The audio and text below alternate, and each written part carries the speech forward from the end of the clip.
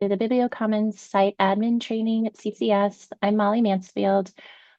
This session is recorded, and I am going to just turn off my camera while I'm presenting just to be a little bit less of a distraction.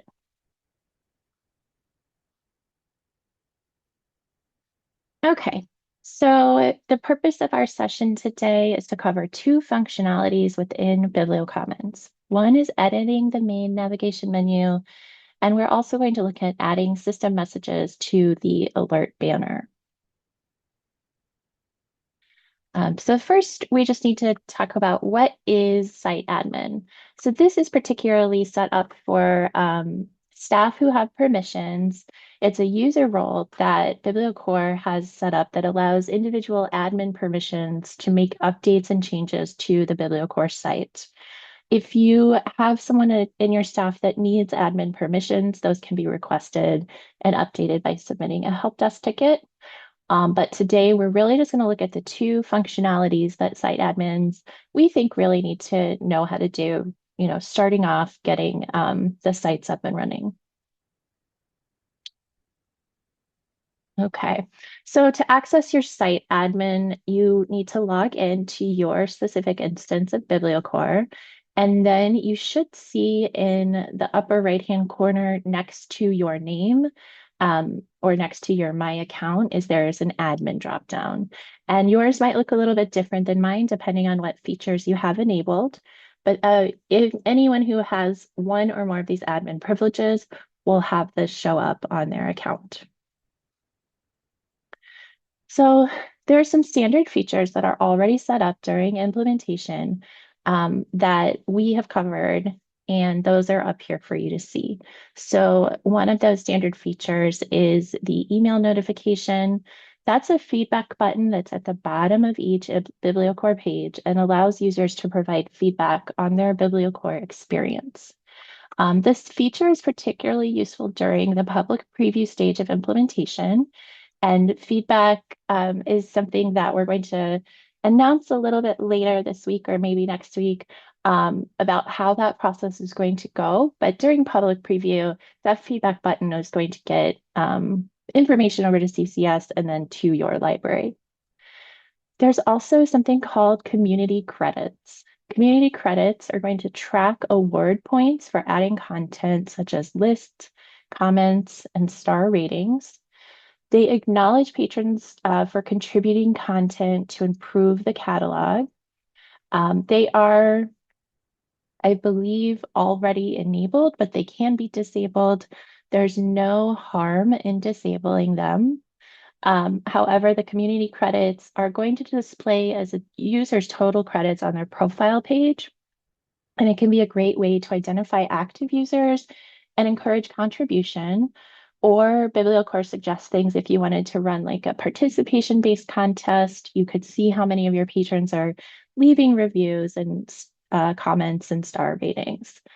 Then there's also the Your Recent Activity Dashboard, which is your homepage of your BiblioCore catalog, and it uses carousels, to highlight recently added content, such as lists and reviews and star ratings and tags. And you can choose for it to display recent activity from your library or recent activity from all BiblioCore libraries. Okay, so now we're going to talk about, I went really fast there, sorry, adding alerts, which are system messages. So system messages are a way to notify your site users of critical information like library closures and outages, or changes like new programs or eliminating fines. So anybody with the system admin has access to create and post system messages, or it can be like an individual assigned permission. BiblioCore specifically recommends assigning this permission across shifts and branches so that if you do have something that happens, you can assign a speedy update.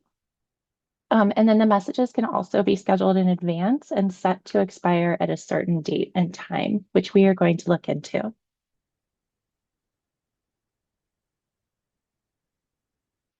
The system messages table provides an overview of messages created on your BiblioCourse site.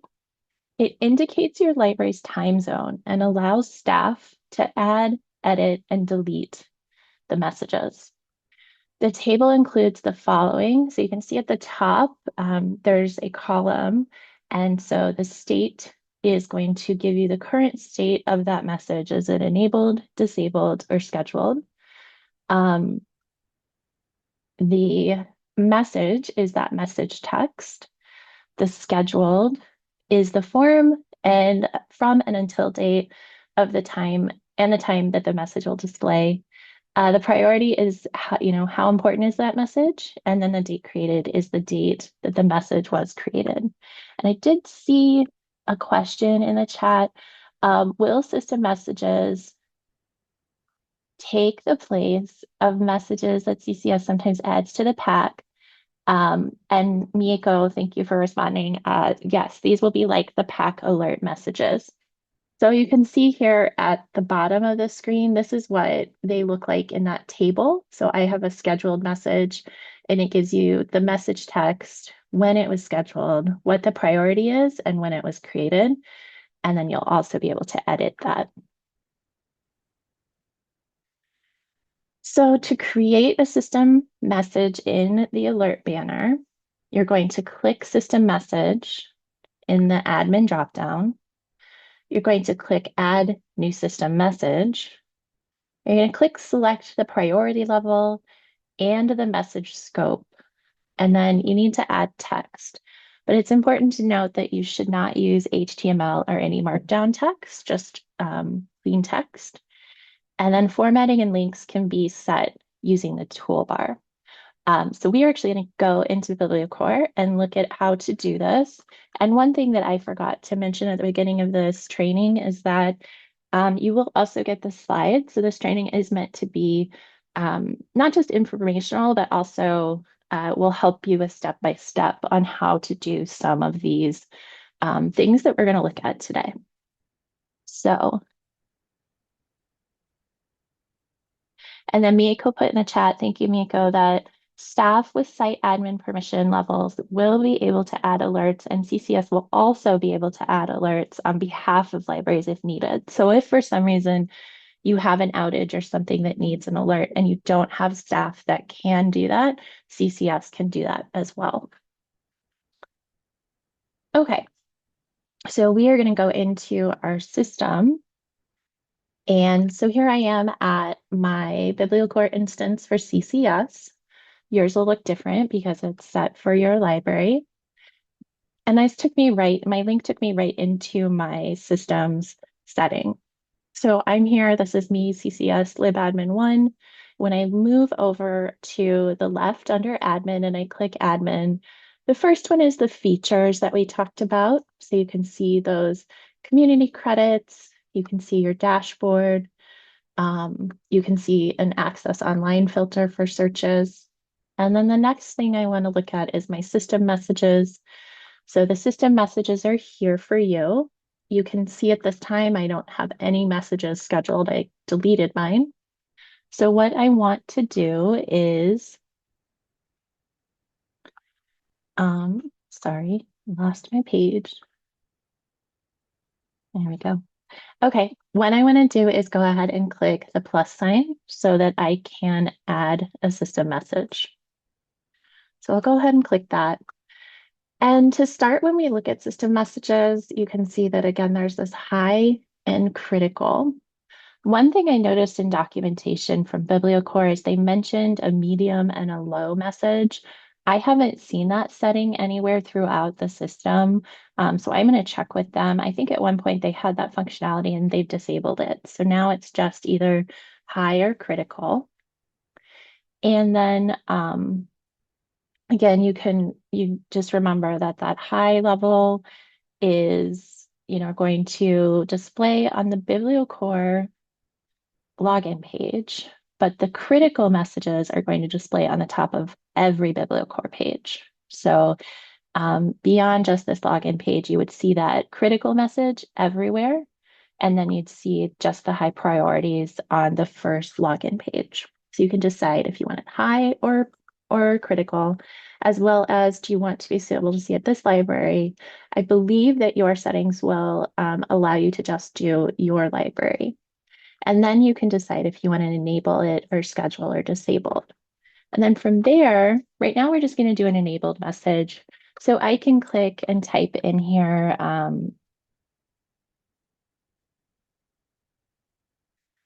I'm sure you'll give much more information than that in your description, but you can see there's the ability to bold and italicize and underline, as well as to add a link. So if you wanted this to link out to maybe a page about, your page for your e-resources, the library's closed, but you can still access those. You can add that additional link in there. And then once I click save, it is enabled. And then you can see when I scroll down, it's going to tell me my current time zone, and it's going to tell me what's happening with my message. And then so if I were to go, that I clicked that for a reason, which is that we'll go through our slides. The message doesn't always show right away. There can be a little bit of a lag, but if I go back again, you can see that my system message is here and it is enabled. It should be popping up shortly. So pretty straightforward. I'm going to go back to my slides so we can go on to our next. Okay, so that was our creating a system message, just a basic enabled message. And again, you want to make sure you follow these steps. So you're going to add the new system message, you're going to give it a priority and a scope, add the text. You can use formatting and links, and then you want to go ahead and publish it. Okay. So we also have that ability to schedule those system messages. System messages that are scheduled can be created the same way of the admin menu. And you can see that you can schedule maintenance, you can schedule holiday closures. If you know that you have ahead of time have something that you want posted, you can go ahead and schedule that. Same or similar to the other one, you want to make sure that when you're scheduling these or when you're getting your messages created, you don't want to use HTML, you don't want to use markdown codes, but you can also do the same functionality with the links. And for scheduling, you can schedule a from and until box and select a date. And then you can also schedule a time, and it can be set in 15-minute intervals. So I'm going to go ahead over here again and do another system message. So now when I'm in my system, I'm going to go ahead and add a new message again. And maybe I want to do a critical message for this library, but I'm going to schedule it. So now a new part of my screen opens, and it does tell me that scheduled messages will begin to display at or shortly after the scheduled from time and date. And they will be removed from the display at or shortly after the scheduled until time and date. So again, I could choose to schedule something, and maybe I'll have it run for a day or 2 days. And then again, type in your message and then just go ahead and click save. And so now you can see I have two system messages here. One is enabled, one is scheduled and upcoming, and I can edit them directly from this screen.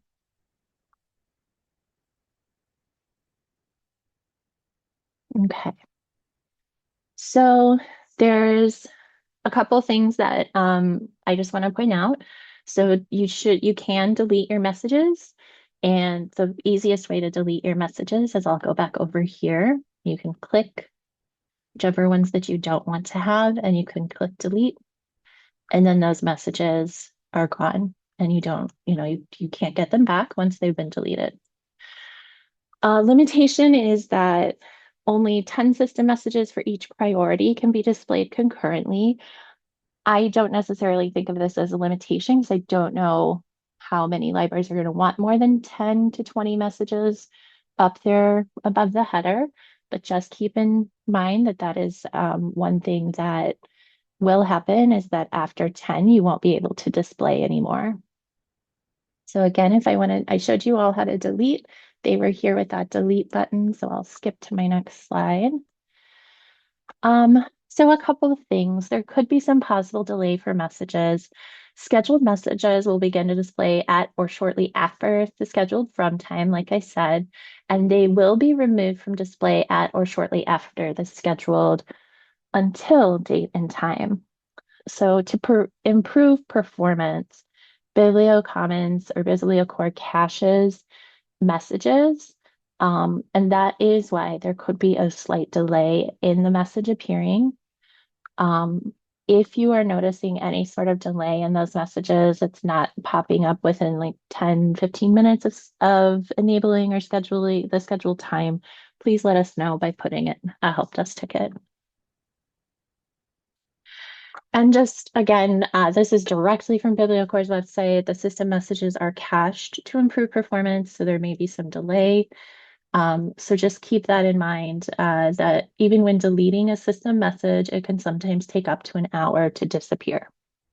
So that's just something to consider, the way that the system is set up and how they take care of their messages to keep performance. Okay, let's go into our next set of slides. I do want to pause to see if there's any questions. I don't think I see any. Okay. So now we're going to talk about editing the navigation menu. So the navigation editor allows you to add, remove, and reorder items to the right of your Explore menu, which is hard-coded during your implementation. So as BiblioCommons products are responsive to different screens, you will be able to create a custom menu for mobile displays. The header navigation has a few components, most of which have been set up during implementation. And we're going to focus on the main navigation bar, which is edited through the SiteAdmin interface. So again, that main navigation editor is going to allow you to add, remove, reorder items to the right of the Explore menu. And you can create a custom menu for your display, mobile display.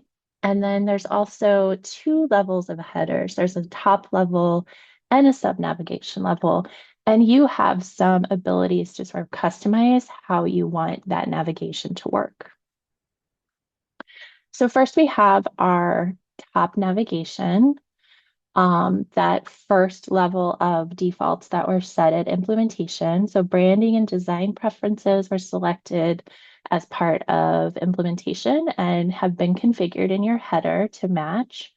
And we have that initial default Explore menu that's system generated.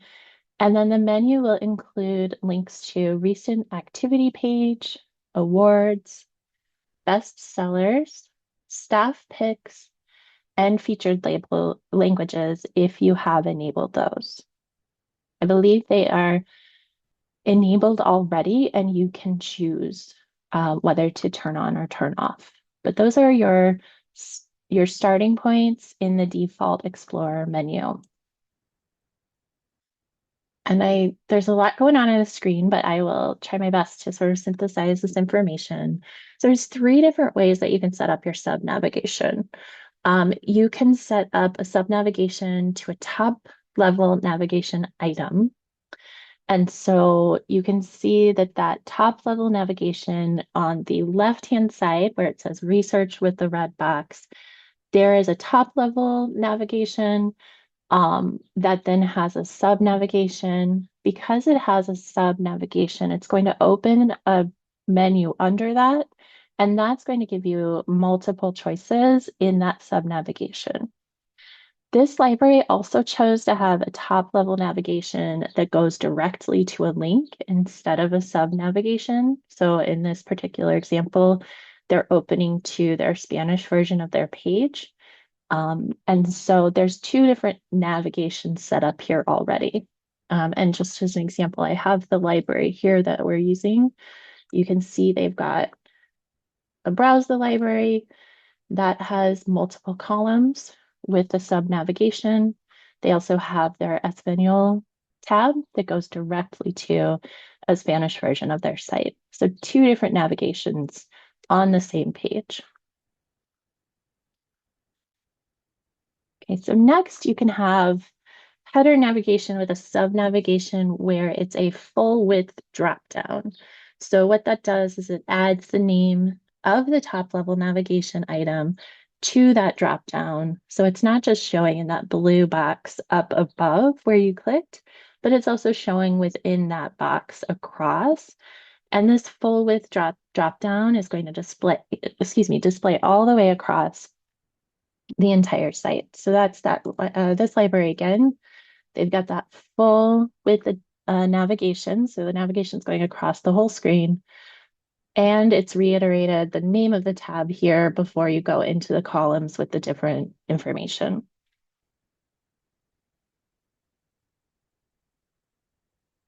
And then the other way you can do this is a header navigation with sub navigation. And I apologize, this one's a little fuzzy. But the image, you can group your navigation items into a column with a column header. So you can see for this library, they have their browse, and this comes down, and then they have their sub navigation. They do not have any other additional besides their events. They don't have any other header navigation up here, just the sub navigation. And so that's this example is Chicago Public. And you can see if I click browse, they've got that full header and they have it by just these different sub navigations. So you've got some different options on how you want to set up those navigation columns and how your user is going to click into different information. Okay, so making a header with the top navigation is pretty simple. What you're going to do is you're going to select the navigation header from your admin drop-down menu. You're going to click a button that says plus top navigation item, and then you're going to preview your changes and save your updates, or you can revert to your last save.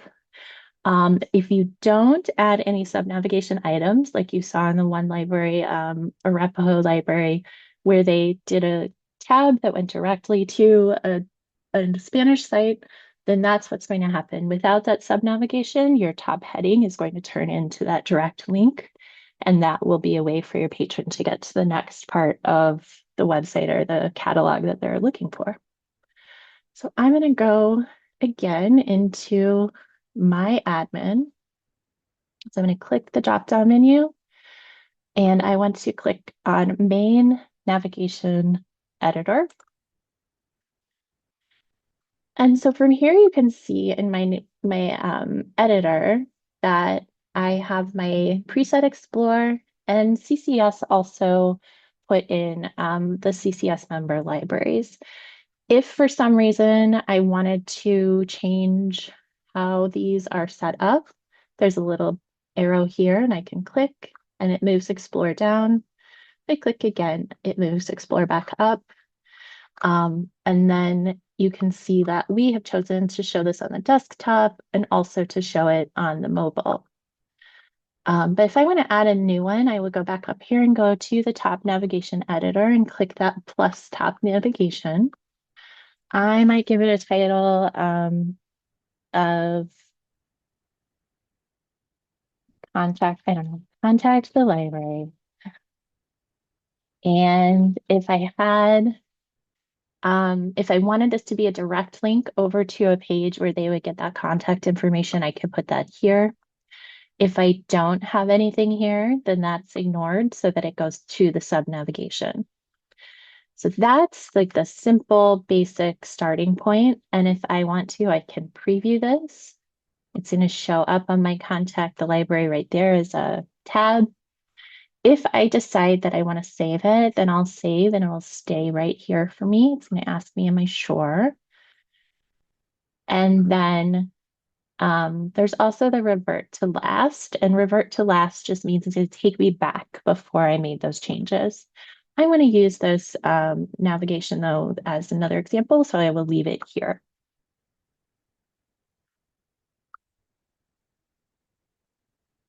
Okay, so we can edit and move the navigation like I showed you. So once you have that top navigation, or you're adding, you can move the items around and edit them as needed with the arrows next to the name and the navigation. And so I showed you that already, but I will show you again. You want to click, if you want to add a top navigation, that's how you add it here. And then again, if we want to move these around, possibly change the way that the navigation's set up, I can just click the little arrow and that moves it up. Or if I decide I don't like it there, I can put it back and move it back down.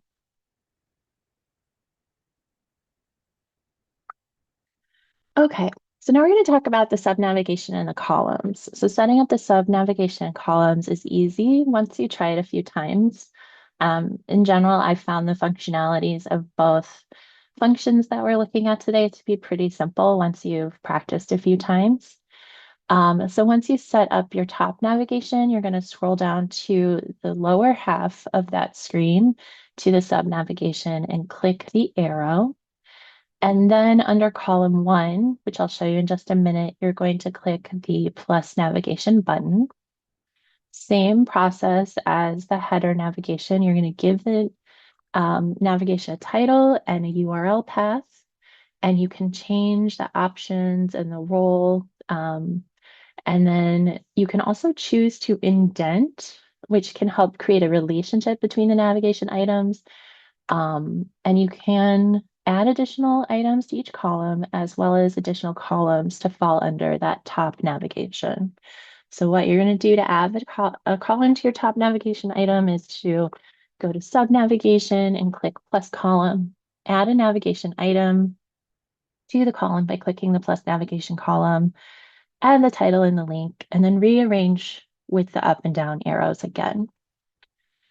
Let me just go and show you what that looks like.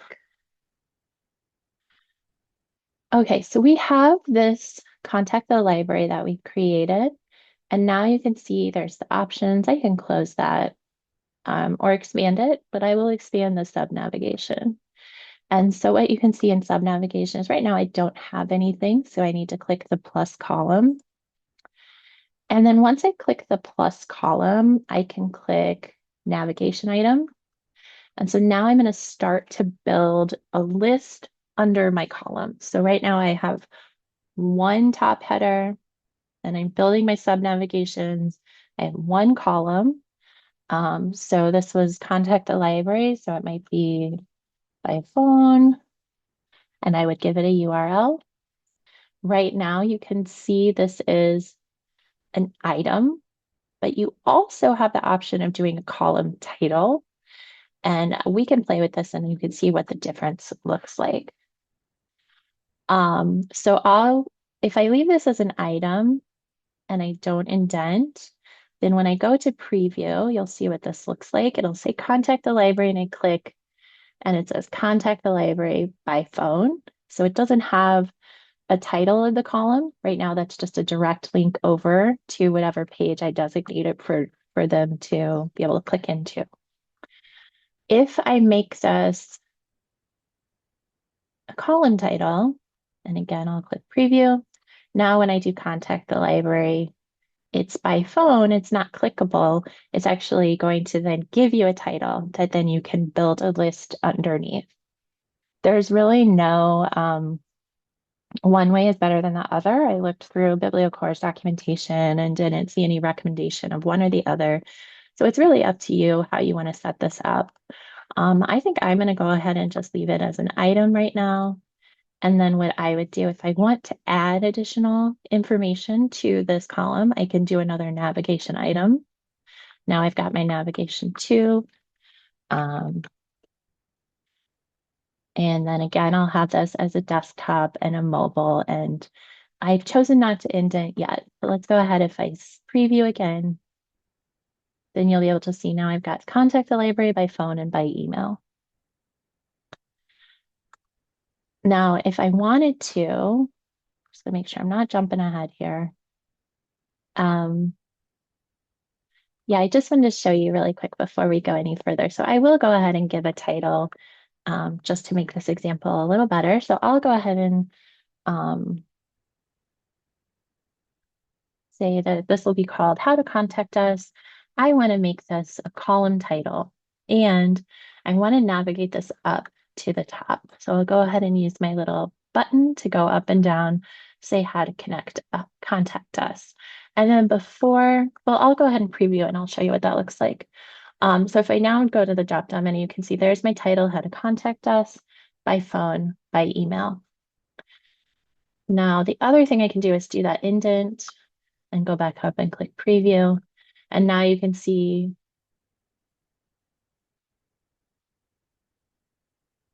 well, it should have indented. Let me see if I did my indents. Nope, I did not do them in the right place. I need to indent it. And then I will also indent here, preview, see if that changed anything. Well, it should give me my indent. So I'm sure I am doing something incorrect here. Whoops, I moved around. And it's not letting me add any additional properties. So I'm not really sure what I've done, but here, let me do this. Indent these. And see, I guess it's good that I'm making some mistakes because you can see how quickly and easily it can be to undo things and make changes. So now, there we go. Okay, so now I've got my title here, my top level title. This is the title for my Contact the Library, and then it indents it down by phone and by email. So you can choose to do an indent or not an indent. It's just kind of up to you. Okay, so now we're going to talk about columns. So you can have additional columns, and we'll look at that in just a moment. To add those additional columns to fall under the top navigation, it's the same as we just did before. We're going to click the column button and follow the steps that we chose for the first sub-navigation column. Many items added to a drop-down menu can be organized under these multiple columns with titles for each column. And then, like I said, you can click with that plus column button and creating relationships. The indent box helps with the relationships.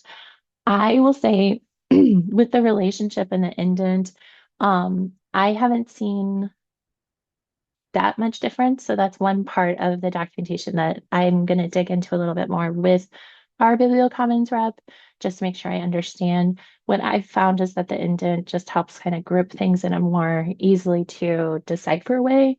But I'm not quite seeing that relationship. So more to come on that part of setting up the column. And so same thing, if I were to go back, I've got my Contact the Library, I have my column. Maybe I want to add an additional column. Now I have a column 2 down here.